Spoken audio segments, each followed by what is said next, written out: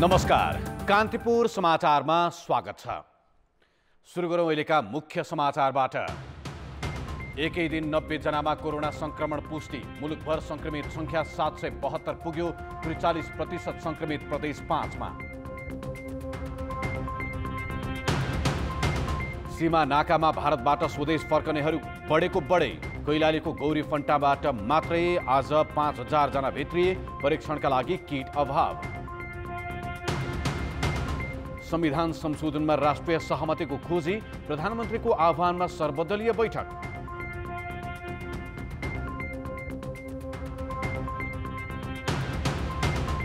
आय बढेको र गरिबी घटेको तथ्याङ्क सहित आर्थिक सर्वेक्षण प्रतिवेदन सार्वजनिक। लगानी घट्ने अनुमान। विदेशी ऋण झन्डै 11.5 खर्ब पुग्यो। र रुकुम घटनाका विषयमा छानबिन गर्न सरकारले गठन गर्यो 5 सदस्यीय समिति। सांसदहरूद्वारा घटनाको भर्त्सना।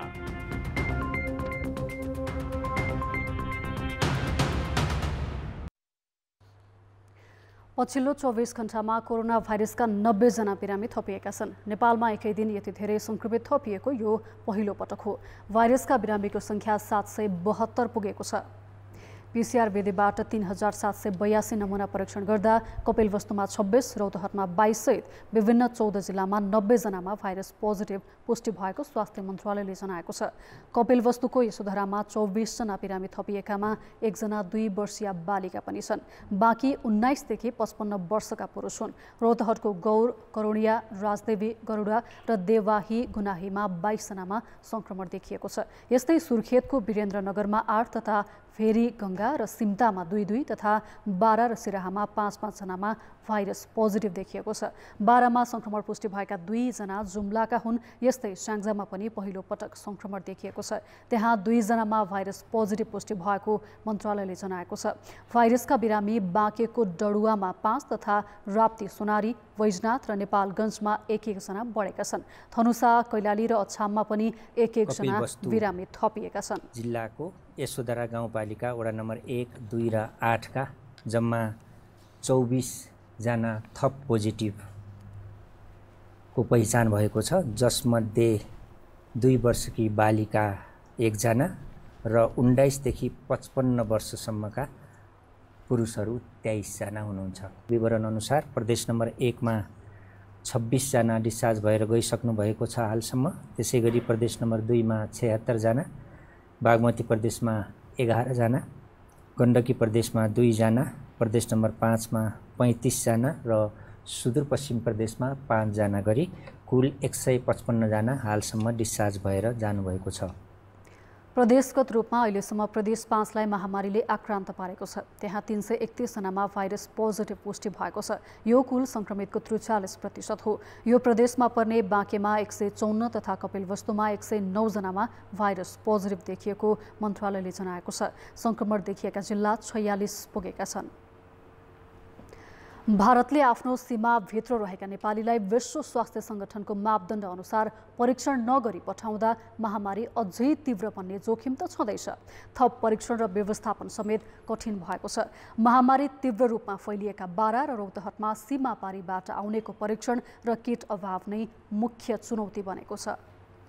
भारतमा रेल र बस सेवा सुचारू भएपछि भारतीय सहरबाट जेठ 10 गतेसम्म रौतहटका 2191 जना विभिन्न नाका भएर नेपाल प्रवेश गरेको तथ्याङ्क छ। सङ्घ र प्रदेशबाट उपलब्ध गराइने किट पर्याप्त मात्रामा उपलब्ध नभएकाले क्वारेन्टिनमा राखिएकाको परीक्षण हुन सकेको छैन। आजको डाटाले आज हाम्रो 1700 जना क्वारेन्टाइनमा छ र आज 17 छ भने भोलि तपाईको 21-22 जान्छ र पीसीआर जुन टेस्ट छ त्यो पीसीआर टेस्ट हाम्रो उपलब्ध हुँदैन। हामी सङ्घबाट प्रदेशबाट जति माग गर्छौँ त्यो हिसाबले आएको छैन। सङ्घ र प्रदेशले पर्याप्त मात्रामा किट उपलब्ध नगराएपछि क्वारेन्टिन व्यवस्थापनमा जुटेको स्थानीय तह परीक्षण बढाउन अब आफै किट खरिद गर्ने तयारीमा लागेको छ। कार्यपालिका हाम्रो मेयर साहबलाई पनि रिक्वेस्ट गरेको छु, व्यवस्था गर्नुहोस् भनेर। सङ्घ र प्रदेशबाट गरिरहेको छैन भने हामी आफै गरौँ, प्रयास गरौँ, हामी आफै किनौँ, होइन कुनै गरेको गरेर संशोधन गरेर त्यो हाम्रो पहल भइरहेछ। भारत र नेपाल बीच भएको सहमति विपरीत भारतीय प्रहरीले सीमामा आउने नेपालीलाई हुलका हुल नेपाल प्रवेश गर्न दिएपछि क्वारेन्टिनमा बस्नेको संख्यामा वृद्धि भएकाले व्यवस्थापनमा समेत चुनौती थपिएको छ।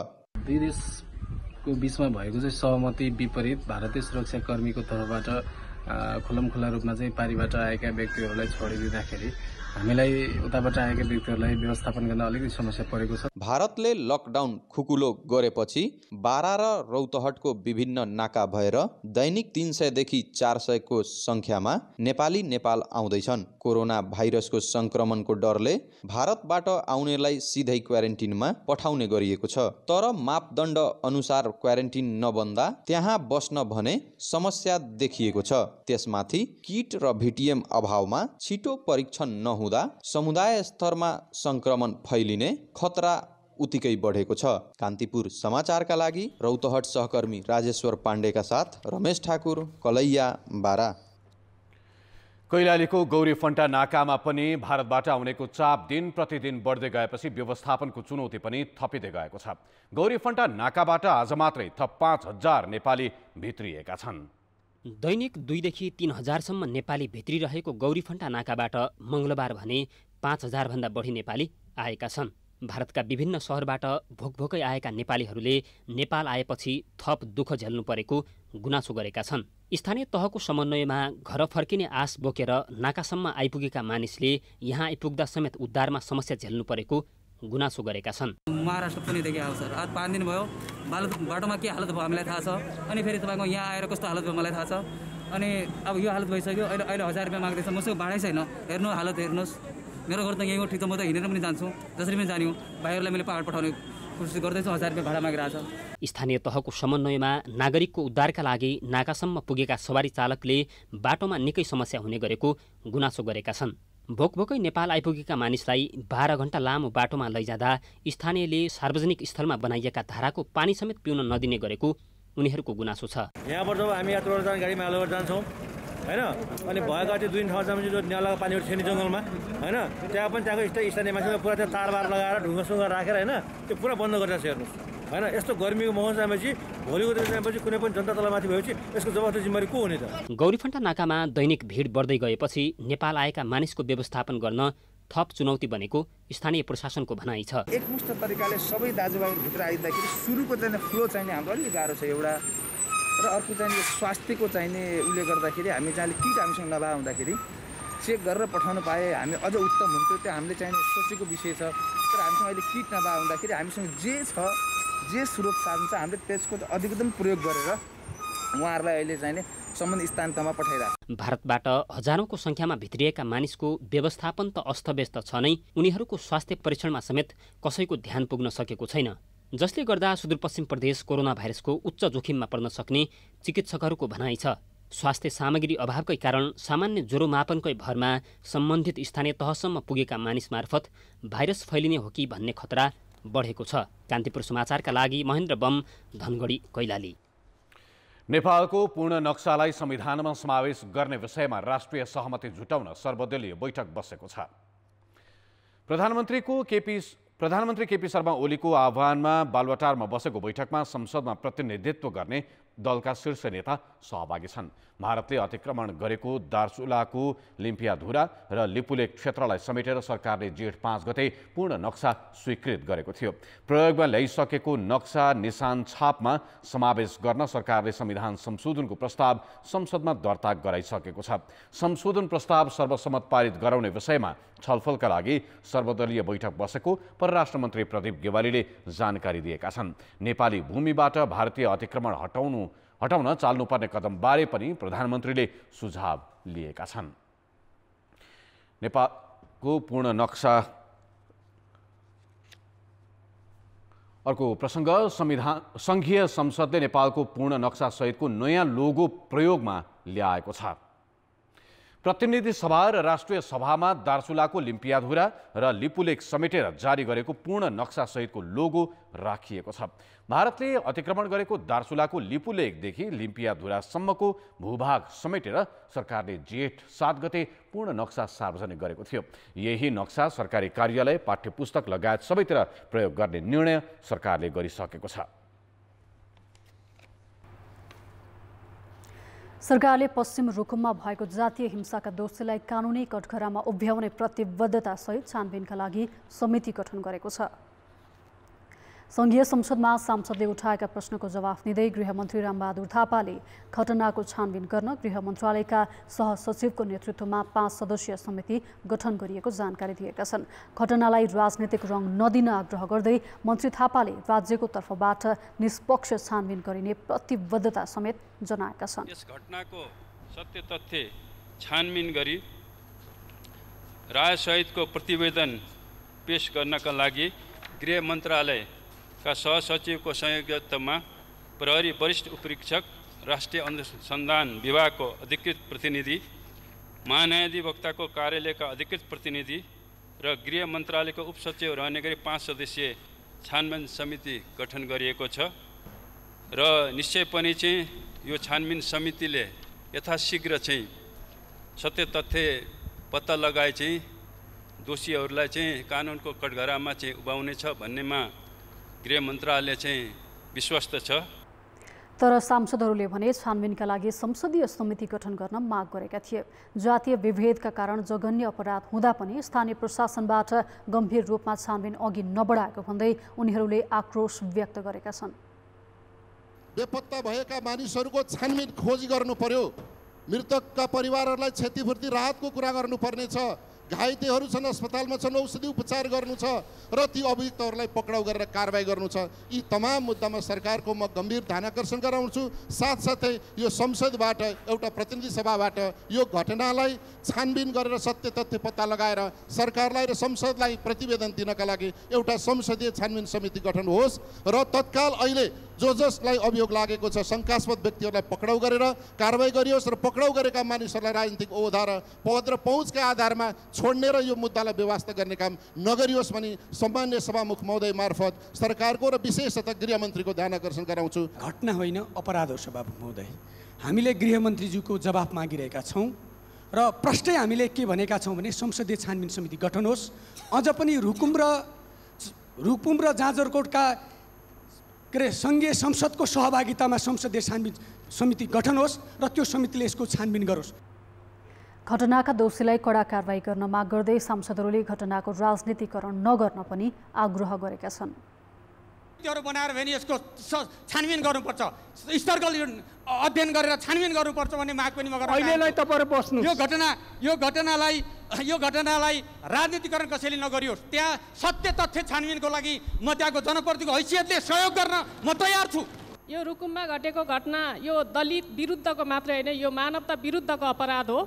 यसर्थ दोषीलाई हदैसम्मको कारबाही हुनुपर्छ भन्नेमा दुई मत छैन। यो एउटा घटना मात्रै होइन, श्रृङ्खलाबद्ध सबै घटनाको छानबिन होस् र त्यसका दोषीहरूलाई कारबाही होस् भन्ने सन्दर्भमा पनि यो आजको यो सदनबाट एउटा निर्देशन होस् भन्ने आग्रह गर्न चाहन्छु। राष्ट्रिय सभाका सदस्यले पनि घटनाको छानबिन गरी दोषीलाई कारबाहीका लागि प्रभावकारी कदम चाल्न सरकारको ध्यान आकर्षण गरेका छन्। 54 वर्षपछि पारित अपराध संहिताले छुवाछुतलाई कठोर रूपमा दण्डनीय बनाउने व्यवस्था पनि गरेको छ। छुवाछुतको आधारमा मानव बीच विभेद कायम रहनु हाम्रो सामाजिक व्यवस्थाको लज्जाको विषय ठहरिनु पर्दछ। जाजरकोट नगरपालिका, राणा गाउँका नवराज विक र रुकुम चौजाहारी नगरपालिकाको मल्लथर्की केटी बीचको प्रेम सम्बन्धलाई बिहाबारीमा परिणत गर्न गएका केही दलितमाथि भएको साङ्घातिक हमला र सो हमलाबाट बसमा भेरी नदीमा हामफाली ज्यान गुमाउन बाध्य पारिएको नृशंस घटनाप्रति म आफ्नो र आफ्नो पार्टीको तर्फबाट घोर भर्त्सना गर्न चाहन्छु। आजको 21औं शताब्दीको युगमा पनि जाजरकोट र यो चौरजारीको घटनाले हामी सबैलाई स्तब्ध बनाएको छ र यसको यथार्थ छानबिनको लागि म गृह मन्त्रालयको ध्यान आकर्षण गर्न चाहन्छु। जाजरकोटबाट रुकुम पश्चिम पुगेका युवाहरूलाई जातीय विभेदका आधारमा शनिबार स्थानीयले आक्रमण गरेपछि भागेका 3 जनाको शव भेरी नदीमा फेला परेको थियो भने 3 जना बेपत्ता छन्। अन्तर्जातीय विवाहसँग जोडेर भएको घटनामा 5 जना घाइते भएका छन्। भारतीय सुरक्षाकर्मीले सीमावर्ती क्षेत्रका नेपालीमाथि कुटपिट र अन्य प्रकारका ज्यादती गरी कतिपयलाई बेपत्ता नै पार्ने गरेको तथ्य राष्ट्रिय मानवाधिकार आयोगले सार्वजनिक गरेको छ। 4 वर्ष लामो अध्ययनपछि तयार पारिएको प्रतिवेदनमा भारतले एकतर्फी रूपमा निर्माण गरेका संरचनाका कारण पनि नेपालतर्फ ठूलो जनधनको क्षति भइरहेको तर त्यसको जिम्मेवारी कसैले नलिने प्रवृत्तिप्रति पनि चिन्ता व्यक्त गरिएको छ। बर्दिया गुलरियाका गोपाल प्रसाद काफले 2072 फागुन 10 मा काठ लिन भारतीय जंगलमा गए। नेपाल प्रहरीको अपराध अनुसन्धान महाशाखाले भारतीय वन रक्षकले गोली प्रहार गरी उनको हत्या गरेको जानकारी आयोगलाई गराएको छ। यस्तै 2069 फागुन 13 मा भारतीय जंगलमै दाउरा खोज्न गएका राम मिलन लोध र 2075 भदौ 7 मा शिकार गर्न गएका इन्द्रबहादुर थारूको अवस्था पनि अज्ञात छ। उनीहरू भारतीय सुरक्षाकर्मीबाटै मारिएको हुन सक्ने प्रहरीको आकलन छ। आयोगले भारतसँग सीमा जोडिएका 28 जिल्लामा 4 वर्ष लगाएर गरेको अध्ययन प्रतिवेदन अनुसार 2068 यता भारतीय प्रहरीको गोलीबाट 2 तथा कुटाईबाट 1 नेपालीको मृत्यु भएको छ। सीमा क्षेत्रका नेपाली दिनौजसो भारतीय सुरक्षाकर्मीको दुर्व्यवहार र यातना सहन बाध्य रहेको आयोगको अध्ययनले देखाएको छ। कतिपय अवस्थामा भारतीय सुरक्षा बलहरूको चाहिँ गोली लागेर चाहिँ नेपाली नागरिकहरू मारिएका छन् त भने कतिपय अवस्थामा चाहिँ भारतीय पक्षबाट हाम्रा चाहिँ सीमा स्तम्भहरू चाहिँ सार्ने सीमाहरू चाहिँ के भन्दाखेरि चाहिँ नेपाली भूभागतर्फ आउने क्रममा त्यो सीमाको चाहिँ सुरक्षा छ चाहिँ त्यहाँका सीमाका नागरिकहरू चाहिँ नि सुरक्षा गर्ने प्रयोजनको लागि ज्यादतीबाट मरेका छन्। प्रतिवेदन अनुसार भारतले एकतर्फी रूपमा निर्माण गरेका बाँधका कारण पनि सीमा क्षेत्रका नेपाली समस्यामा छन्। खास गरी वर्षायाममा डुबानको समस्या हुनुमा नेपालसँगको सहमति विपरीत भारतले निर्माण गरेका संरचनालाई कारण देखाइएको छ। कोशी र गण्डक सम्झौता अनुसार ब्यारेज, तटबन्ध, नहर र अन्य सुरक्षात्मक कार्य नगरेकाले सीमा क्षेत्रको जनजीवन प्रत्यक्ष प्रभावित भएको प्रतिवेदनमा उल्लेख छ। कोशी र गण्डक क्षेत्रमा 1 लाख मानिसहरू प्रत्यक्ष प्रभावित भएको तथ्याङ्क छ।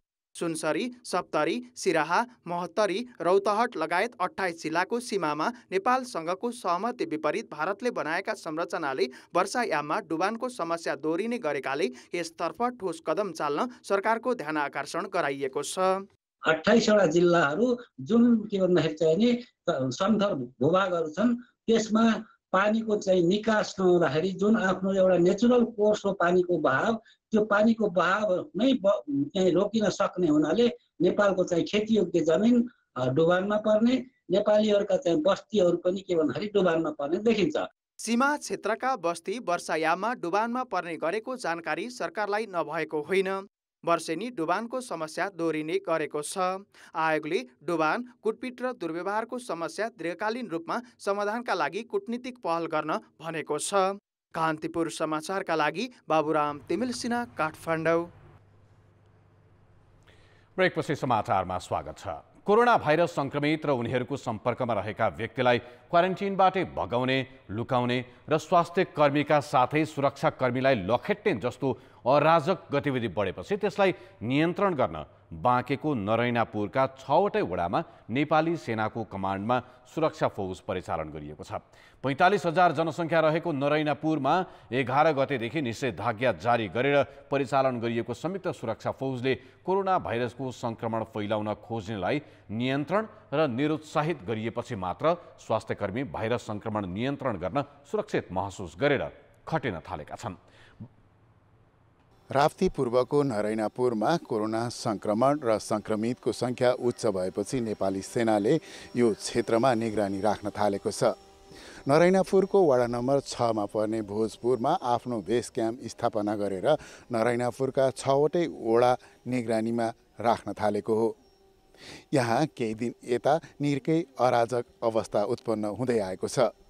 स्वास्थ्यकर्मी र सुरक्षाकर्मीलाई स्थानीयले समेत अवरोध गर्न थालेपछि सेना यो क्षेत्रमा आइपुगेको हो। केही समय अगाडिको अलिकति तनावको स्थितिलाई चाहिँ नियन्त्रण गर्नलाई, यहाँको देश शान्ति सुरक्षा कायम गर्नको लागि र यहाँको लकडाउनलाई प्रभावकारी रूपमा कार्यान्वयन गर्नको लागि चाहिँ सेना यस एपुगमा बसेर कार्य अगाडि बढाइरहेको छ।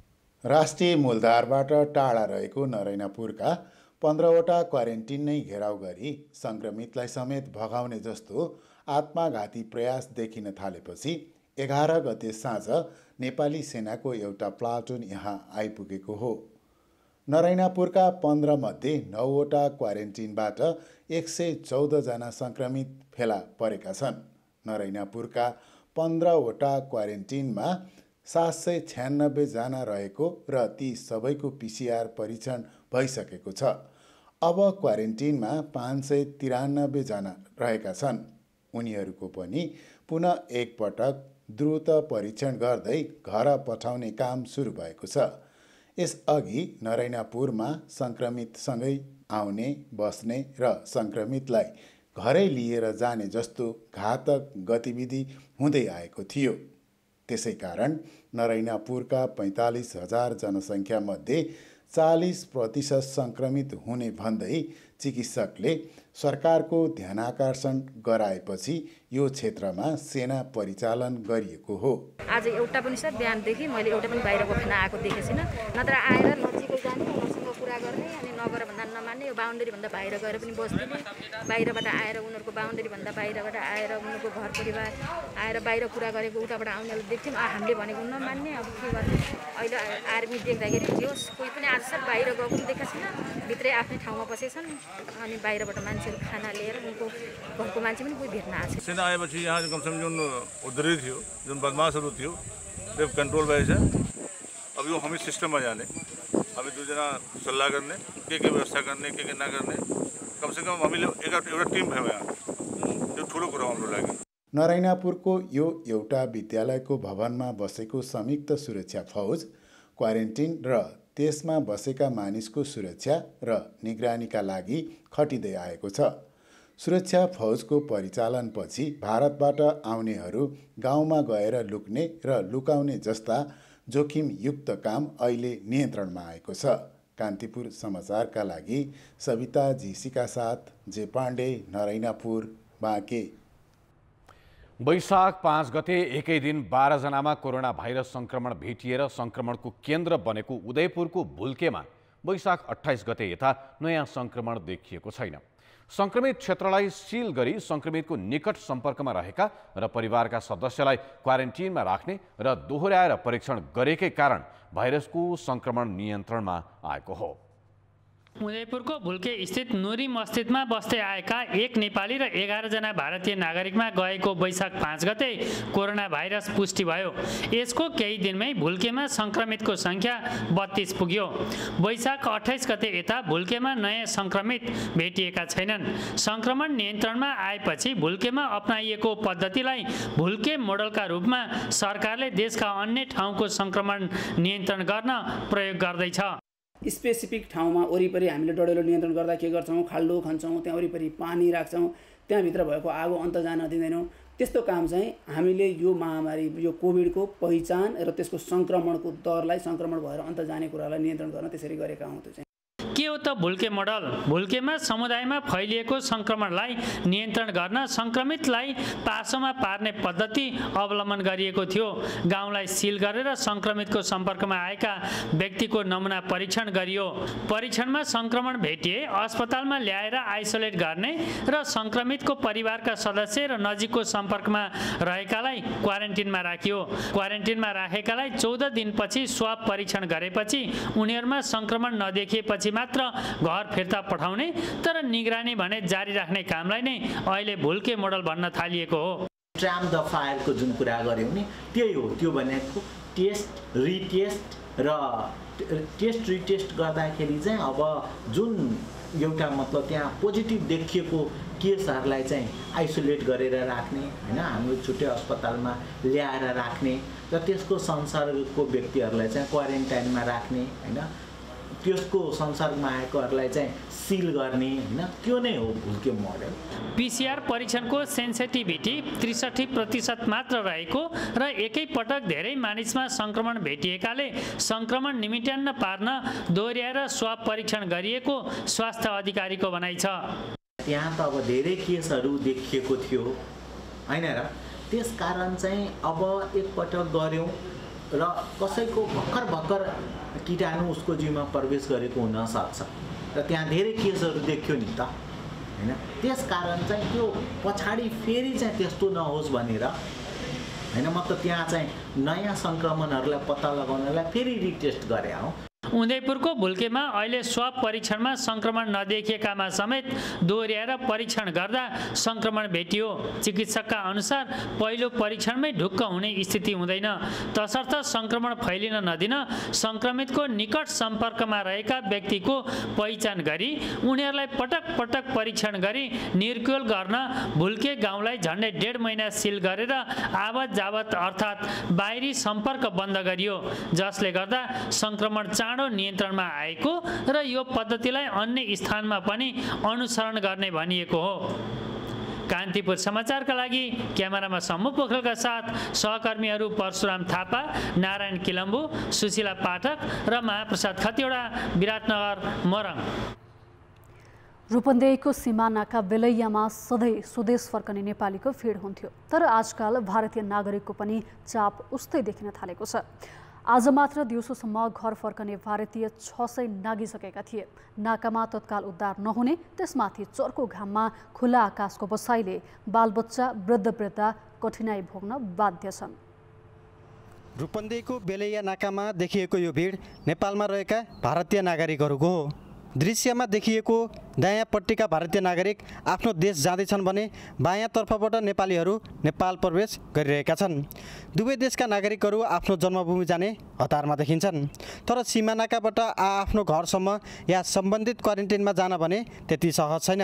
भारत सरकारले सार्वजनिक यातायात मार्फत आफ्ना नागरिकहरूको उद्धार गरिरहेको छ भने नेपालतर्फ सम्बन्धित स्थानीय तहहरूले आफ्ना नागरिकको उद्धार गरिरहेको छ। स्थानीय तहबाट हामीले चाहिँ अब गाडीहरूको व्यवस्था गरेर सम्बन्धित तपाईँको नगरपालिकामा लगिसकेपछि तपाईँको त्यहाँको नगरस्तरीय बनाएको क्वारेन्टाइनमा उहाँहरूलाई सेफको हिसाबले राख्ने र क्वारेन्टाइनमा राखिसकेपछि तपाईँको उहाँहरूलाई चाहिँ आरडी र तपाईँको PCR गरिसकेपछि मात्र उहाँहरूलाई चाहिँ घर पठाउने हिसाबले हामीले त्यो खालको व्यवस्था गरेका छौँ। स्थानीय तहले आफ्ना नागरिक छानेर लैजाँदा नजिकैका अर्को स्थानीय तहका नागरिकहरू पनि नाकाबाट आफ्नो ठाउँसम्म जान पाएका छैनन्। ठुलो कष्ट भोगेर नाकासम्म आइपुगेका त्यस्ता नागरिकलाई गरेको विभेदले झनै दुखी बनाएको बताउँछन्। गाडीको व्यवस्था हुन्छ भन्नुभयो, अहिले हामी यो टम्पापुर घाममा हामी बसेका छौँ।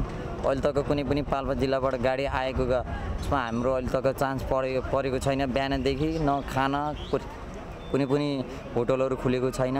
दुवै देशको सीमा क्षेत्रमा यसरी नै बिहानैदेखि भिड लाग्छ। अहिले तराईको तापक्रम 40 डिग्रीको सेरोफेरोमा छ। यस्तो प्रचण्ड गर्मीमा उनीहरू भोको पेट पानीको भरमा शीतल दिने ठाउँ खोज्दै पालो कुरेर बसिरहन्छन्। उद्धारको पर्खाइमा हरेक दिन नाकामा आउने फरक व्यक्तिले भोग्नुपर्ने कठिनाई अहिले दिनचर्या जस्तै बनेको छ। कान्तिपुर समाचारका लागि भुवन पाण्डे, बेलिया नाका, रूपन्देही। कोरोना महामारीले जनजीवन घरभित्रै सीमित हुँदा दैनिक गतिविधिदेखि विकास निर्माणको काम अस्तव्यस्त छ। कम प्रभाव परेको भनेको गाउँघर र कृषि हो, तर बिउ मलको अभावका बीच बल्ल तल्ल खेती लगाएका किसानमाथि यही बेला सलहको सङ्कट नजिकिने सङ्केत देखिएको छ। कोरोनाको कहरबाट जोगिन र खाद्य सङ्कट हुन नदिन यसपालि ग्रामीण अर्थतन्त्रले टेवा पुग्ने अपेक्षा गरिएको छ। धेरै मान्छे गाउँ फर्केर खेतीपाती गरेकाले पनि अनेक अभावका बीच कृषि उत्पादन बढ्ने आकलन छ।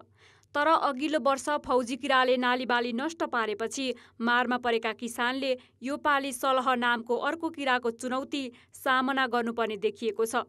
सलहले बाली नालीमा आक्रमण मात्र गर्दैन, अन्नबाली खाएर सखापे बनाउँछ, जसले गर्दा भोकमरीको अवस्था आउन सक्ने खतरा छ। दैनिक 500 किलोमिटरसम्म उड्न सक्ने सलह यति बेला अफ्रिकाबाट खाडी मुलुक र पाकिस्तान हुँदै भारत आइपुगेको छ। त्यसैले जुनसुकै बेला पनि नेपाल भित्र नसक्ने जोखिम छ। तर यो किराबाट अन्नबाली जोगाउन के गर्ने भन्नेमा कृषि अनुसन्धान परिषद र विषादी व्यवस्थापन केन्द्र अहिलेसम्म अलमलमै छन्। यो अफ्रिकाको पनि खास गरी यो सुडान भन्ने देश छ। सुडानको चाहिँ यो त्यहाँको स्थानीय किराको रूपमा यसलाई लिइन्छ। त्यहाँबाट बिस्तारै यो साउदी अरेबिया हुँदै पाकिस्तानको दक्षिणी क्षेत्र हुँदै अहिले चाहिँ यो इन्डियाको राजस्थान बाट दिल्लीसम्म आएको भन्ने अहिले विभिन्न सञ्चार माध्यमहरूमा सूचनाहरू अहिले आइरहेका छन्। अब नेपालमा पनि यो भित्रिन सक्छ कि भन्ने हामीलाई अलिकति चासो भएको हुनाले हामीले आज मात्रै कृषि तथा पशुपन्छी विकास मन्त्रालयका श्रीमान सचिवज्यू राजेन्द्र प्रसाद भारेज्यूको अध्यक्षतामा मन्त्रालयको सभा हलमा चाहिँ आज बैठक भएको थियो। सलह ठूलो झुन्डमा भित्रने भएकाले आइसकेपछि रोक्न सकिँदैन, त्यसैले भित्रन नदिने उपाय अपनाउनुपर्छ।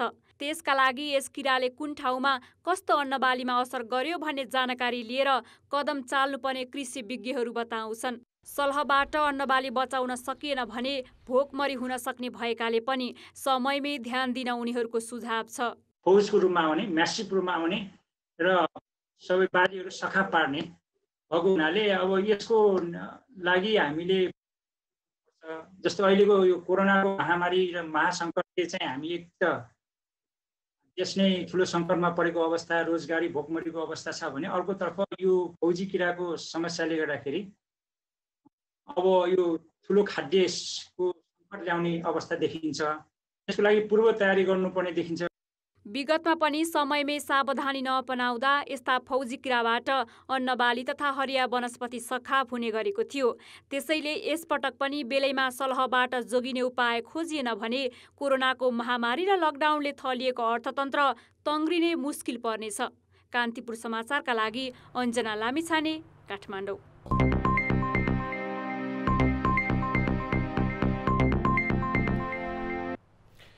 कोरोना भाइरसको महामारीको प्रभावले अर्थतन्त्र शिथिल भएको अवस्थामा पनि सरकारले गरिबी घट्ने र प्रति व्यक्ति आय बढ्ने प्रक्षेपण गरेको छ। सरकारले आर्थिक सर्वेक्षण मार्फत प्रति व्यक्ति आय 7% बढ्ने र गरिबी 2% घट्ने प्रक्षेपण गरे पनि त्यसको धरातल भने कमजोर छ। अर्थमन्त्री युवराज खतिवड़ाले मंगलबार प्रतिनिधि सभा र राष्ट्रिय सभाको बैठकमा यो आर्थिक वर्ष प्रति व्यक्ति वार्षिक आय 1,26,000 रुपियाँ पुग्ने प्रक्षेपण प्रस्तुत गरेका छन्, जुन गत वर्षको भन्दा 9,000 रुपियाँ बढी हो। लकडाउनले अहिले असङ्गठित क्षेत्रका श्रमिक बेरोजगार बनेका छन् भने सङ्गठित क्षेत्रको रोजगारी पनि धर्मराइरहेको छ। सरकारले 2.27%ले आर्थिक वृद्धि हुने अनुमानका आधारमा प्रति व्यक्ति आय बढ्ने आकलन गरेको हो। फागुन मसानसम्मको आँकडा र जेठ 1 गतेदेखि पर्यटन बाहेकको क्षेत्र सामान्य हुने अनुमानका आधारमा केन्द्रीय तथ्याङ्क विभागले आर्थिक वृद्धिको अनुमान गरेको थियो। तर लकडाउन लम्बिएकाले आर्थिक क्रियाकलाप कहिलेबाट सहज हुन्छ भन्ने यकिन छैन। त्यसैले सर्वेक्षणमा उल्लेख गरे जस्तो प्रति व्यक्ति आय बढ्ने र गरिबी 18.7%बाट 16.67%मा झर्ने आधार देखिँदैन। मुलुकमाथि ऋणको भार भने बढेको छ। सरकारको ऋण 8 महिनामा 91 अर्ब 90 करोडले बढेर झन्डै 11 खर्ब 40 अर्ब रुपियाँ पुगेको छ। 76 असारसम्म कुल तिर्न बाँकी सार्वजनिक ऋण रु 10 खर्ब 47 अर्ब 90 करोड रहेकोमा 2076 फागुनसम्ममा सो रकम रु 11 खर्ब 39 अर्ब 80 करोड पुगेको छ। यसमा आन्तरिक ऋणतर्फ रु 4 खर्ब 40 अर्ब 5 करोड र बाह्य ऋणतर्फ 6 खर्ब 79 अर्ब 75 करोड रहेको छ। महामारीका कारण निजी तथा सार्वजनिक क्षेत्रमा हुने खर्चमा कमी आएको छ। यो वर्ष कुल लगानी 3.4%ले घटेर 18 खर्ब 79 अर्ब 26 करोड रुपियाँमा सीमित हुने अनुमान छ। त्यसो त महामारी अघि नै सरकार खर्च गर्न सुकिसकेको थियो। आर्थिक विकास र स्थायित्वका परिसूचकमा चाप परेको सर्वेक्षणमै उल्लेख छ। सरकारले नीतिगत तथा प्रक्रियागत सुधार गरेकाले वैदेशिक लगानीको स्वीकृति भने बढेको छ। यस्तै विद्युत उत्पादन 8%ले बढेर 1355 मेगावाट पुगेको छ। कुल जनसङ्ख्याको 90% जनसङ्ख्यामा विद्युतको पहुँच पुगेको छ र कुल विद्युत जडित उत्पादन क्षमता अघिल्लो वर्षको तुलनामा 8.3%ले वृद्धि भई 1355 मेगावाट पुगेको छ। आर्थिक वर्ष 2076-77 को फागुनसम्म मुलुकभर सङ्घबाट निर्माण भएका रणनीतिक र स्थानीय सडक सञ्जालतर्फ कालोपत्रे 15,254 किलोमिटर, खण्डास्मित 9251 किलोमिटर र कच्ची सडक 9842 किलोमिटर गरी कुल सडकको लम्बाइ 34347 किलोमिटर पुगेको छ। विद्युत र आधारभूत खानेपानीको पहुँच 90% जनसङ्ख्यामा पुगेको दाबी सर्वेक्षणमा गरिएको छ। यस्तै 22% जनसङ्ख्यामा बिमाको पहुँच पुगेको तथ्याङ्क आर्थिक सर्वेक्षणमा छ। कान्तिपुर समाचारका लागि सुदिल पोखरेल, काठमाडौँ। 44 मध्ये 26वटा संस्थानले नाफा कमाएका छन्, तर 13वटा संस्थान भने घाटामा गएका छन्।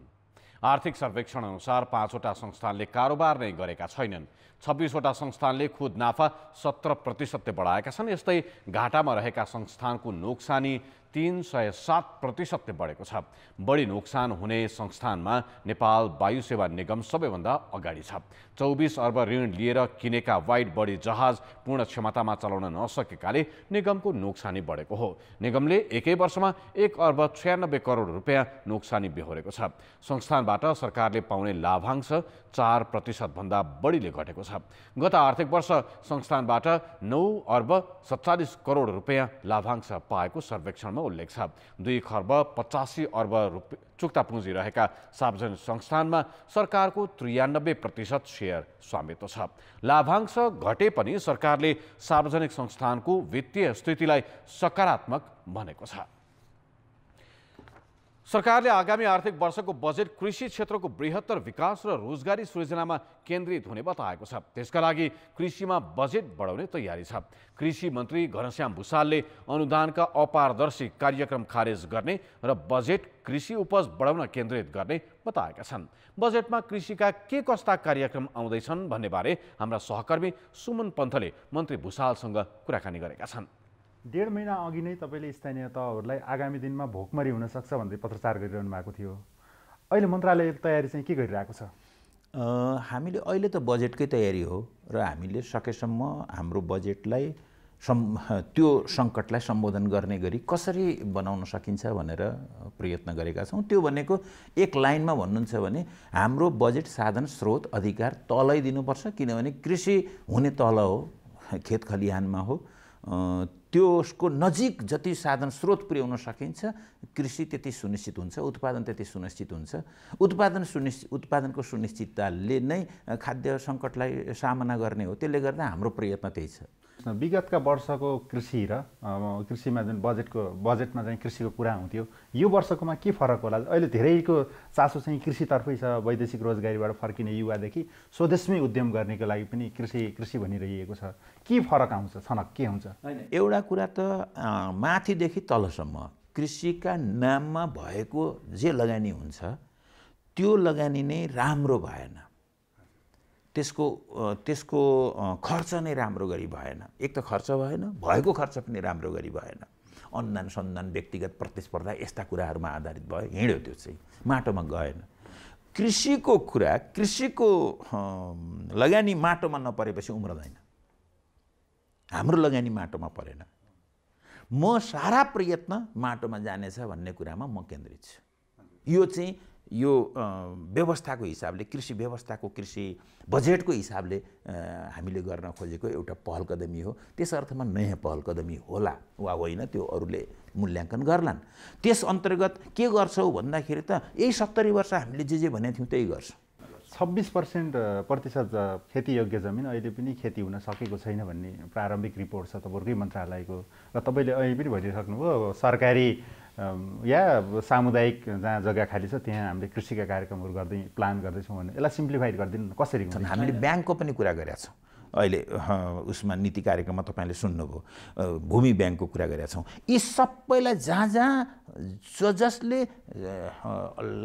ठुलो मात्रामा खेती गर्नेछन् त्यसलाई हामीले प्रोत्साहित गर्नेछौँ। यसले चाहिँ अरू मान्छेहरूलाई पनि आकर्षित गर्छ, ठाउँ दिन्छ, यसले रोजगारी पनि सिर्जना गर्छ र उत्पादन पनि बढाउँछ। कृषि प्राविधिकको कुरा पनि गर्नुभएको थियो। अहिले एउटा प्राविधिकले 10,000 भन्दा बढी घर हेर्नुपर्ने अवस्था छ।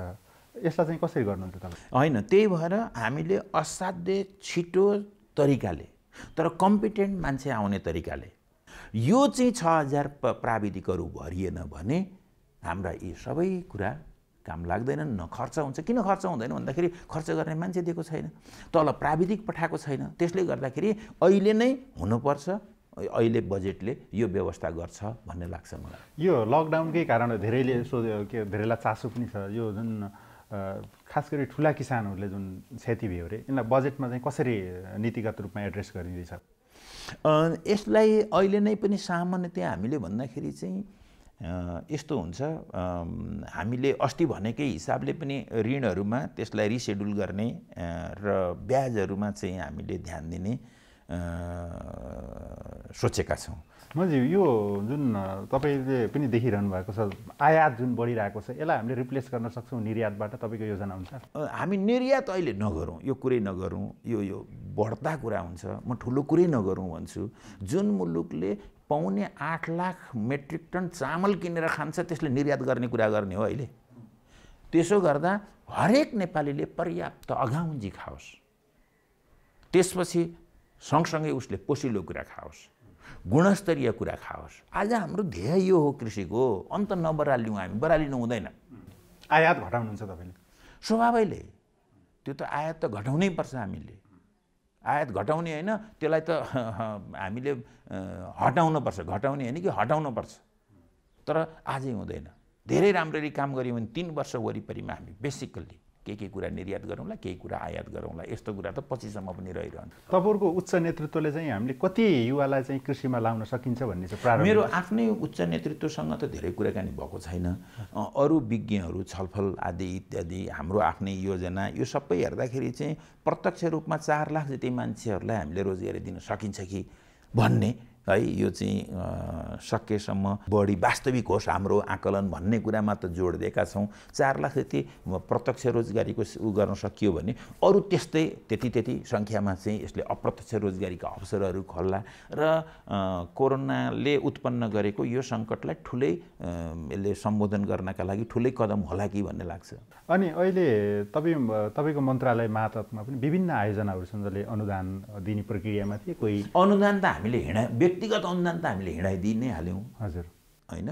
र अहिले 1 पैसा पनि हामीले राखेका छैन यहाँ अनुदानका नाममा। हामीले म आएपछि नै मैले चाहिँ तर दात्री निकायसँगको तपाईँहरूको यस अगाडिको समझदारी अनुसार ती चाहिँ छन् र अहिले उसमै रहेका पनि र आगामी दिनमा पनि हामीले अब हाम्रा योजना अनुसार आउँछन् र दात्री निकायका सहयोगहरू, ऋणहरू प्राय सहयोग आउँदैन। हेर्नुहोस्, ऋण हो। तिनीहरूसँग हामीले चाहिँ हाम्रो आवश्यकताभन्दा यहाँको केही कर्मचारीको, केही नेताको आवश्यकताले अनि तिनले चाहिँ डोनर रिझाउनु पर्ने आवश्यकताले अब चाहिँ हुँदैन। अब बाँकी समाचार। सडकमा भिडमभिड हुँदा मात्र होइन, लकडाउनका बेला खाली सडकमा पनि निर्माण सामग्री ढुवानी गर्ने टिप्परले आतंक मच्चाउन छाडेका छैनन्। टिप्परका कारण सोमबार ट्राफिक प्रहरीले नै ज्यान गुमाएका छन्। लकडाउनका कारण काठमाडौँका सडकमा सवारी चाप छैन। सरकारले निर्माण सामग्री बोक्ने सवारीलाई निश्चित समयमा चल्न दिइरहेको छ। अरू बेला सवारी चापका कारण दुर्घटना बढी हुने ठानिन्थ्यो, तर टिप्परको आतंक भने लकडाउनमा पनि रोकिएन। सोमबार राति 9 बजे भक्तपुरमा सडकमै खटिएका ट्राफिक प्रहरी अधिकृतको टिप्परले नै ज्यान लियो। सोमबार भक्तपुरको सडकमा 4ख 4701 नम्बरको टिप्पर अनियन्त्रित गतिमा आयो र सडक छेउको रेलिङमा ठक्कर दियो। ट्राफिक प्रहरीका नायब निरीक्षक निमबहादुर घरती त्यसैलाई कारवाही गर्न गए, तर खाली सडकमा ज्यानमारा शैलीमा हुइकिएर आइरहेको अर्को ट्रिप्परले आफ्नो कर्तव्यमा खटिएका घरतीको ज्यान लियो। घरतीलाई ठक्कर दिने ट्रिप्परका चालकले मादक पदार्थ सेवन गरेको खुलेको छ। दुवै टिप्परका चालक पक्राउ परिसकेका छन्। बेलुका 8 बजेपछि टिप्परहरू बिहान 6 बजेसम्म टिप्परहरू चल्न अनुमति दिएको छ र टिप्परहरूले चाहिँ एकदम यो टिप्परहरूले सडक अनुशासन पालन नगर्ने र एकदम स्पिडमा कुदाउने, धेरै ट्रिप हान्नको लागि चाहिँ स्पिडमा कुदाउने क्रममा एउटा ट्रक गएर त्यो ट्रिप गएर त्यो बत्तीको खम्बामा गएर ठोकिएको छ र त्यो ठोकिसकेपछि त्यहाँ के भएको भनेर त्यसको चाहिँ रेस्क्यु गर्न सहीसाप जाने क्रममा अर्को टिप्पर आएर उहाँलाई हानेर उहाँको चाहिँ एकदम शिक्षित घाइते हुनुभएको छ र हस्पिटल लगिसकेपछि उहाँलाई मृत्यु घोषणा गरेको छ। यसरी चाहिँ दुःखद घटना भएको छ। लकडाउनका बेला अन्य गाडीले चलाउन रोकिए पनि निर्माण सामग्री बोक्ने सवारीलाई बेलुका 8 बजेदेखि बिहान 6 बजेसम्म मात्रै काठमाडौँ उपत्यकामा प्रवेश दिने गरिएको छ। सामान्य अवस्थामा पनि टिपर चालकको अनुशासनहीनता र दण्डहीनताका कारण धेरै मानवीय क्षति हुन थालेपछि निगरानी बढाइएको थियो। गएको 1 वर्षमा मात्रै काठमाडौँ उपत्यकाभित्र 30,300 टिपर चालक कारबाहीमा परेका छन्। तर सवारी चालक मैत्री कानुन हुँदा अवस्था नियन्त्रण बाहिर गएको देखिन्छ। अब यो विषयमा चाहिँ हामीले 3-4 महिना अगाडिदेखि नै सडक विभागसँग चाहिँ मिलेर यसलाई कानुनलाई चाहिँ संशोधन गर्नुपर्छ र सजायहरूमा वृद्धि गर्नुपर्छ, करेक्सन गर्नुपर्छ भन्ने छलफल भइराखेको छ र त्यो किसिमको चाहिँ विधानको चाहिँ मसौदा भएर सम्बन्धित निकायमा पनि पठाइएको छ र आगामी दिनमा त्यो जुन कानुन आउँछ र अहिले देखिएको समस्याहरू त्यो कानुनले समाधान गर्छ।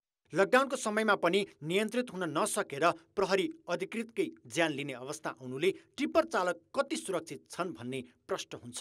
त्यसैले कानुनमै कठोर सजायको व्यवस्था राख्न ढिला गर्नु हुँदैन।